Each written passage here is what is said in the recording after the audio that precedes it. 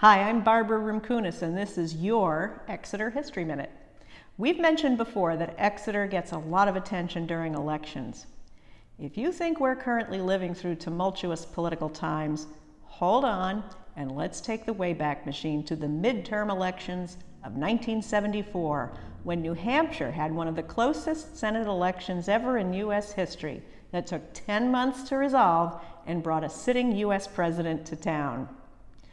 This first part is going to go quickly, so hold on to your seat. 1974 was a midterm election year, but it kind of didn't feel like it, because that was the year President Richard Nixon resigned in August and was succeeded by Gerald Ford, who was an appointed, not elected, vice president. So it was already weird. New Hampshire's longtime incumbent Senator Norris Cotton decided not to run that year, leaving the seat wide open. So the contenders were Republican Lewis Wyman, a seasoned 4-term congressman, and Democrat John Durkin, former state attorney, assistant attorney general. There was also a third-party candidate running for the American Independent Party. When the votes were tallied, Wyman won the election by a mere 355 votes. So the first count went to Wyman. As expected with such a slim margin, Durkin requested a recount, which he then won by 10 votes. Governor Meldrum Thompson, who was a Republican, initially certified the election to Durkin, even though they were from different parties. Wyman then requested a recount, which he won by 2 votes, prompting the governor to retract his certification temporarily. Durkin then asked the Senate to review the results, but try as they might, the Rules Committee decided they could not call this one. It was just too close, and the seat was declared vacant. By this time, it was August of 1975. The 2 candidates were asked to figure out a solution, and they agreed to a runoff election in September. A brief second campaign began.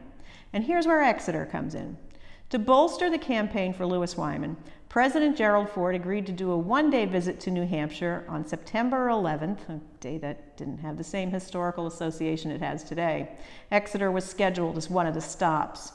The day after the visit was announced, in California, Lynette Fromme of the Charles Manson family pulled a gun on the president, thankfully misfiring. In anticipation of the visit, the Secret Service descended on the town, investigating every downtown business that fronted the square. Exeter had only a few days to prepare, and everyone got busy. The bandstand was spruced up, the town flagpole was painted, bunting appeared all over the town square, and the visit went well. People of all political persuasions seemed glad to see him. He made a laudatory speech in support of Wyman. When we asked a few years ago, most people who were there remember the Secret Service more than the president. It's not every day that you see snipers on the roofs of downtown businesses. One person recalled the feds grabbing a man who appeared to be reaching for a gun, only to find it was one of those 1970s goodie combs that everyone carried in their back pocket. Was the visit a success? Well, not for Wyman. The following week, he resoundingly lost the runoff election. The president left Exeter safe and sound.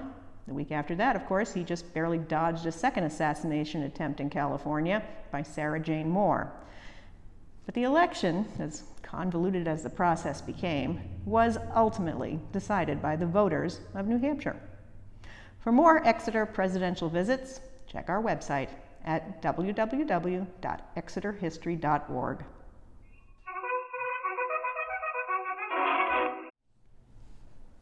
Go on, Pitt.